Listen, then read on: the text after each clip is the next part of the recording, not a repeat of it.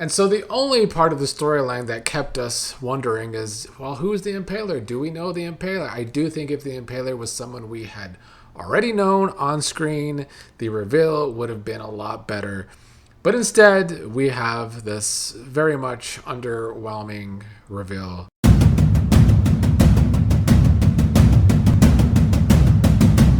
What is up, fellow Beyond the Gates fans? Here to talk about today's Monday episode of the show as we begin a pretty big week of the show with the big crossover event and a probable natural disaster to come. Was kind of off to a slow start today, although we did finally get a big reveal, big kind of in quotation marks, where the Impaler is concerned. So I guess I will start there. When Joey and Randy were waiting for the Impaler, and in came Ashley Jones in a cloak, who used to play Bridget on The Bold and the Beautiful. And Joey has Randy leave, and she said she had been waiting to be face to face with him for a long time. It is revealed that this is indeed Heather, Joey's sister, which was to be expected. I think the show itself kind of spoiled this last week. That Monday would be her debut, which kind of went in line with the Impaler reveal. Joey was thinking throughout the first half of this episode that the Impaler sent her in his place. They had some catching up to do. I guess they haven't seen each other for a long time. She thought about him a lot over the years. She talked about the letter she sent about branching out on her own. So they caught up. She asked if he ever had kids. He said no. He then asked why the top man would send her without a background check. She says the man lives in Mystique, that the Impaler started in like London and built up an empire, I guess, somehow. He wanted to know why she's the one that came. What is her connection to the Impaler? And she revealed that she is the Impaler. And Joey laughed in her face. It's underwhelming, I think, is the biggest problem with this. They set up this story. It's been very convoluted from jump with this Impaler storyline. This plasma ring. There's some shady character at the top. We've never learned the dynamics of this operation. For a show that likes to do a lot of telling, they haven't told us anything really a part of the Impaler operation. We just saw the drop-offs at the hospital where Leah was. And so the only part of the storyline that kept us wondering is, well, who's the Impaler? Do we know the Impaler? I do think if the Impaler was someone we had already known on screen, the reveal would have been a lot better. But instead, we have this very much underwhelming reveal. And I feel like they have a long way to go because Joey can't stop laughing at her about this information and says it's her sense of humor. But she says it is her tactic to make people think the Impaler is a man and this big scary villain out of a Bond movie. And that's kind of what works for her. The problem is, though, like, I feel like the Impaler is supposed to be this big scary villain. And it is hard for us to buy this character as the Impaler right off the bat.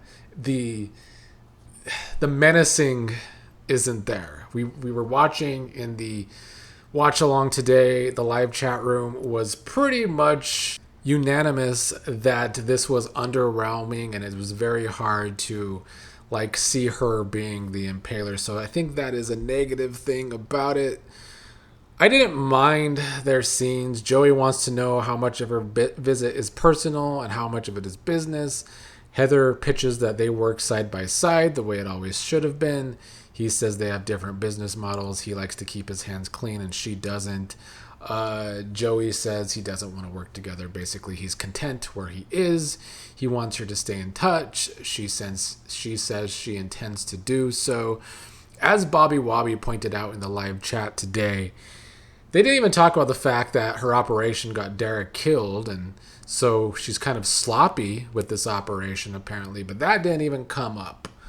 Meanwhile, Trash was, of course, worried about Joey, looking at a picture of her and Joey. She called Dani over, stressing that she needs someone to talk to. She doesn't want Dani to bring Nicole. She needs a friend and not a shrink.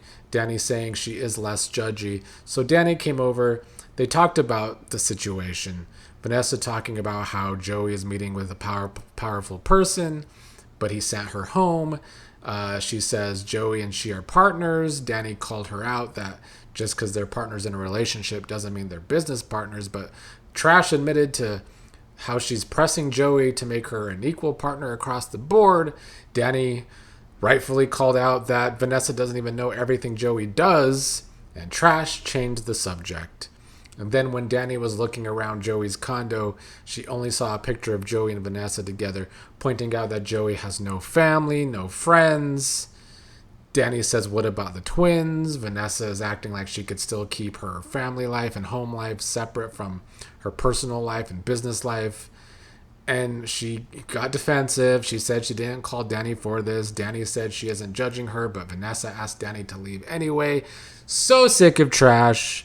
The only payoff to this story is Trash suffering. I'm going to keep saying that because anything less will really make this soap opera a fail. It will make it a fail. I don't care what anyone says. If they're going to torture their audience for 2 years with this Vanessa storyline with Joey being responsible for Doug's death, Vanessa being trash human to everyone, that's the only payoff, is Vanessa suffering. Anyway, Vanessa went to Joey. She learned about Heather being the one that visited him, and Joey did not tell Vanessa that she's the Impaler or anything like that. In fact, he was very vague, so he is keeping more information from Vanessa. Vanessa wants to know what Heather wants from him. Joey says he doesn't know yet. He doesn't know Heather's endgame, but he's sure he will figure it out soon. All in all, underwhelming, I think, is the word of the day. Hopefully Heather will not like Vanessa. At least that will make me like Heather more. Everything else today was not, that big of a deal.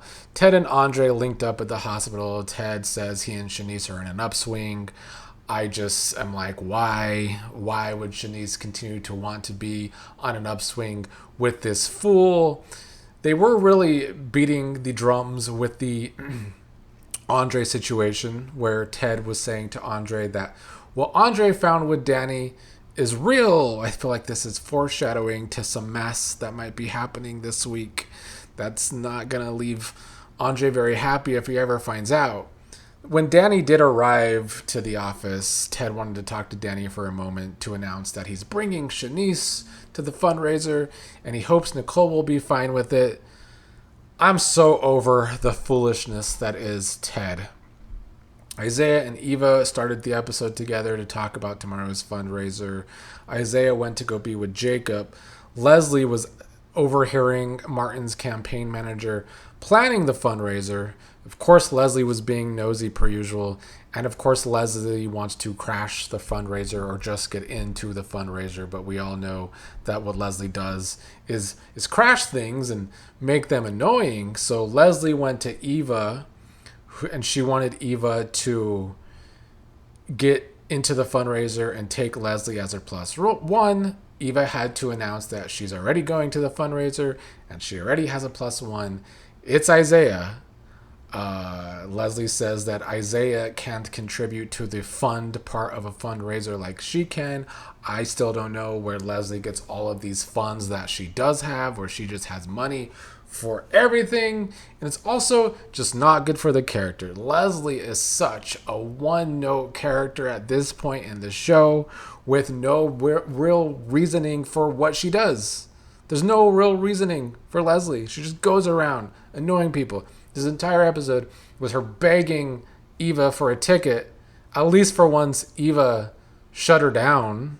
Now, Eva always goes back and forth with Leslie. There are times where she stands up to her mama, but then there are times the very next day when she doesn't. This is one of the times that she did. Then Leslie went to the country club, talked to Martin's campaign manager.